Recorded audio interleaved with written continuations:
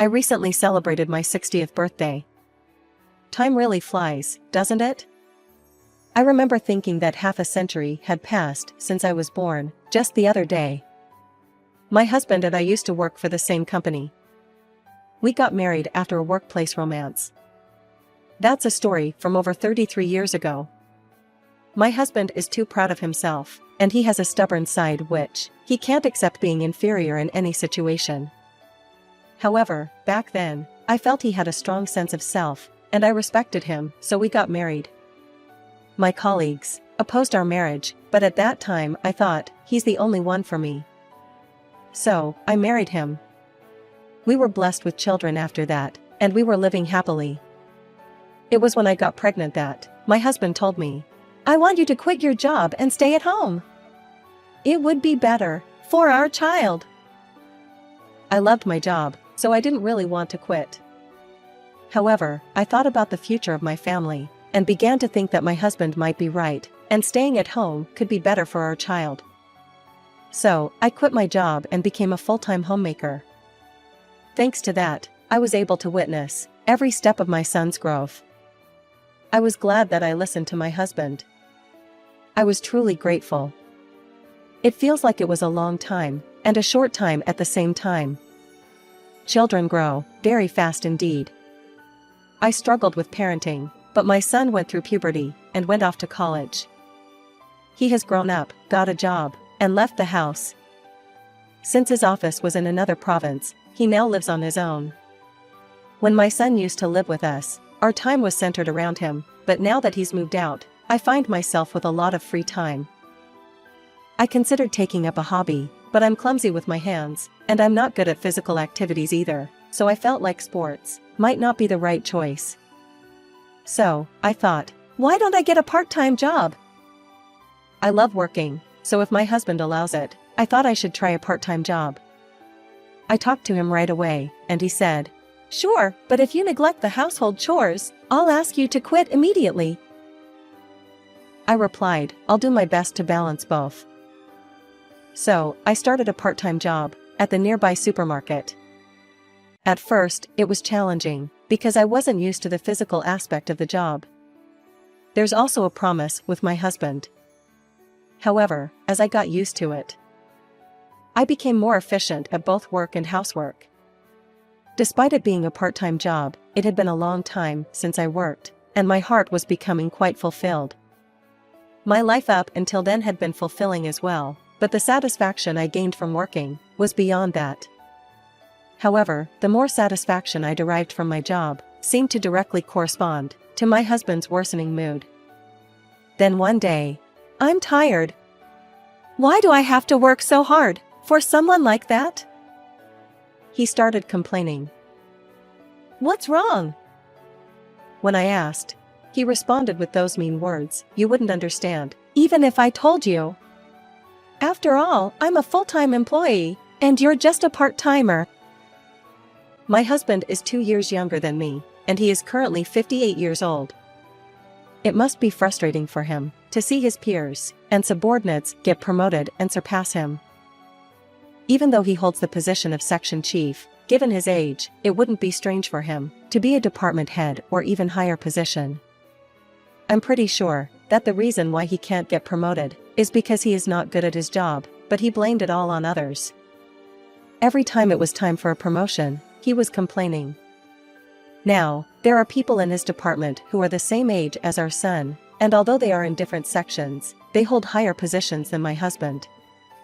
He is too proud of himself, so he can't seem to accept that. I heard this from my former colleague, but people are calling him perpetual section chief. I think my husband is aware of that. Young people these days only know how to make fun of others. He has complained before. I could only respond with, "Yeah, that's right, that's right." He must be jealous of his younger bosses, who work with a smile. I think that he also can't stand it when his subordinates are more energetic and seem to be having more fun than him.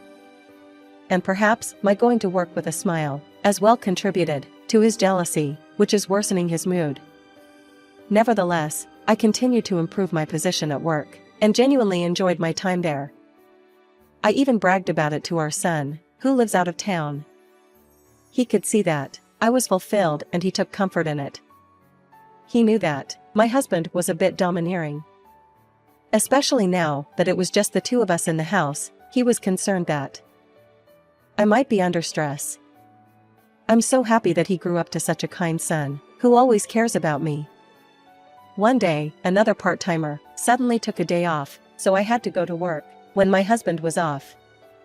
When I finished work and came home, he had a sulky expression on his face and said without trying to hide that he was in a bad mood. "Hey, didn't I tell you not to slack off on household chores?" "I'm sorry. I couldn't have lunch because of you." "How could you? There were instant noodles or something, right? You should have had those. You were supposed to make lunch for me.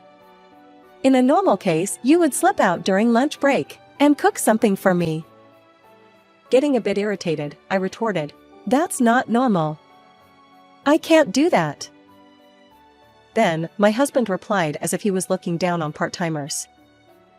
"You're just a part-timer, so you should have some flexibility.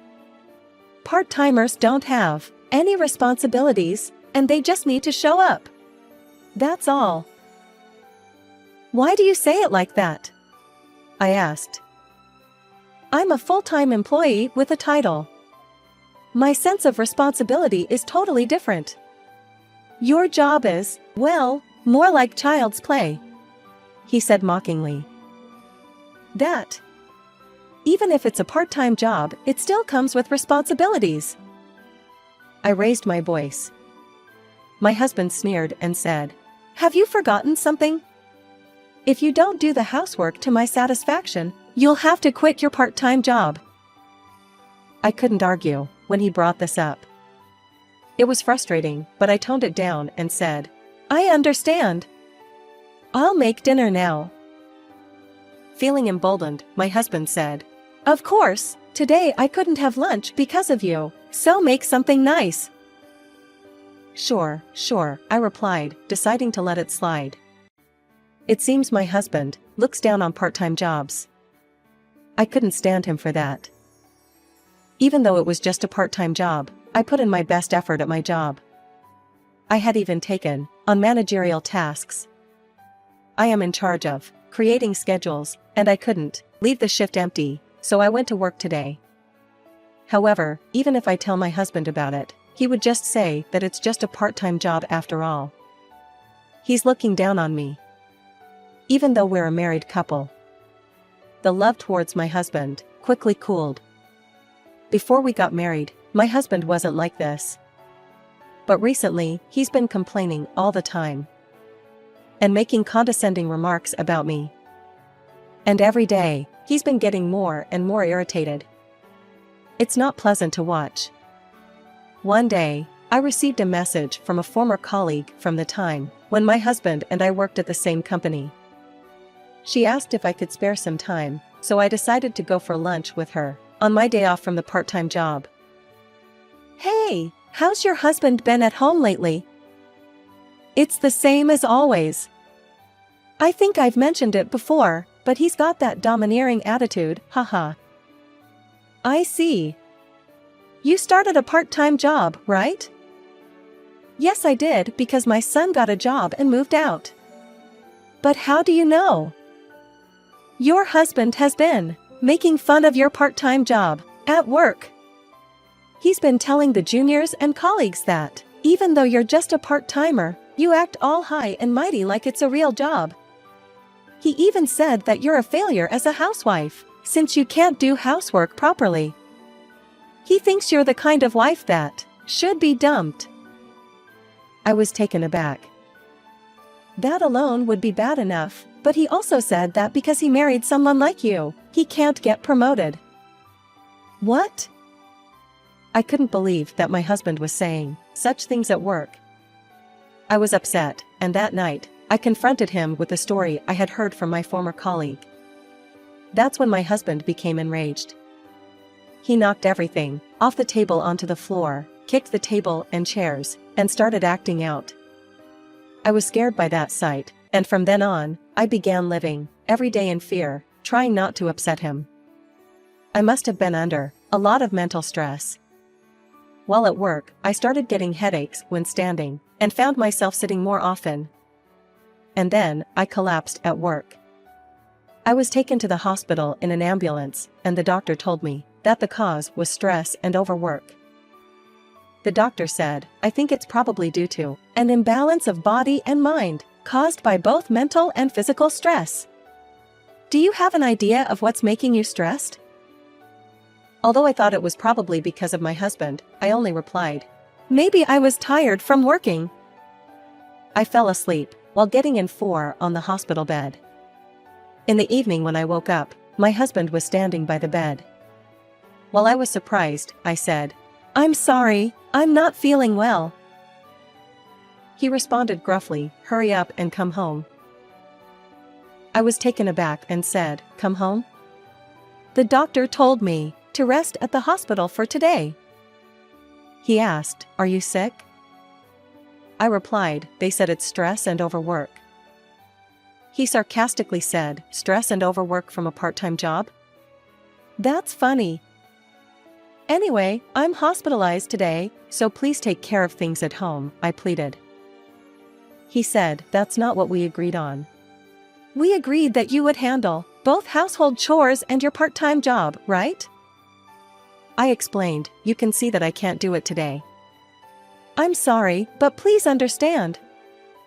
When I said that, my husband didn't say anything, and deliberately closed the hospital room door loudly as he left. It was a large room, but I was the only one there that day, so I didn't inconvenience anyone, which was a relief. However, even at a time like this, he prioritizes himself. And he says such things at the hospital. I spent that day at the hospital, and was discharged the next day. When I returned home, there were divorce papers, which my husband has already signed on it. I was delighted to see the divorce papers. Finally, I'll be free from him. That's when my husband called me. He said in a sarcastic and condescending tone, "Did you see the papers? You'd be in trouble if I divorced you, right? You have the audacity to talk back to me about getting stressed from just a part-time job when you are living off me. If you apologize and beg me, I might consider forgiving you this time. What will you do?" I replied with joy, "Let's get a divorce." In a panic, my husband said, "Huh? What are you talking about? You won't be able to support yourself just with a part-time job. What can you do on your own?" I replied, "It's fine. You can keep making fun of the part-time job." He then said, "I can imagine you apologizing and begging me already, you know? I'll be back in about 2 hours, so reflect on it. Got it?" He hung up unilaterally. I signed the divorce papers that my husband had prepared for me. Then, I packed my valuables and the essentials into a carry-on suitcase and left the house. In the evening, he called me again. "Hey! Why aren't you here?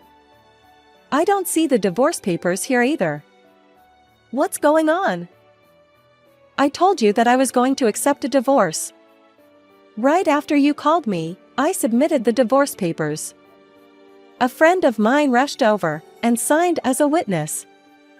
Thanks to you filling it out properly, it was accepted." "Thank you," I replied with oozing joy. "What are you talking about? You'll be in trouble if I divorce you," he exclaimed. "I wouldn't say that," I responded. "Why not? Do you think you can live on your own with just a part-time job? Don't underestimate society," he retorted. "I'm not a part-timer anymore," I said. "What? You quit your job? In that case, you won't be able to survive," he exclaimed. "What are you misunderstanding? I'm becoming a full-time employee." "Huh?" Actually, there had been talk of me getting a full-time job before my health took a hit. I'll be the area manager at the headquarters, I explained. Our area manager was retiring, and I had been recommended to replace her. In my area, the store manager is around the same age as me, and many of the employees are of a relatively older age group. So, we can understand each other's feelings easily. This was one of the reasons why people recommended me. People with extensive experience as homemakers tend to have a good grasp of sales performance. And most importantly, they are competent in their work. The previous area manager supported me for these reasons. Actually, when I was working for the same company as my husband, there was talk of me becoming a section chief. However, when my husband found out about it, he told me to quit the company. I suppose he couldn't tolerate having his wife as his boss. And we'll make sure to handle the property division properly. Also, just so you know, the source of my stress isn't work, it's you. If you make a fuss, I have a doctor's note, so I can take you to court and even claim compensation. With that, I unilaterally hung up the phone. Afterward, I also talked to my son about it. My son had been encouraging me to get a divorce, so he said, "That's great," and welcomed me into his home. During the property division discussion, I politely said, "Thank you for parting ways." In response, my ex-husband shouted again, "Are you kidding me? We made a contract that you do my housework." A contract? What are you talking about? We were married, you know, we were supposed to be equal. You always look down on people, but you're actually the one who is looked down upon the most by people around you, I retorted. What did you say? Are you getting cocky? This was the moment I decided to let out everything I had been thinking. I heard from people from your company, but they said you're really incapable at your job, and you are just a figurehead section chief. Your company probably gave you a section chief position because they thought they needed to give you some sort of position, given your age.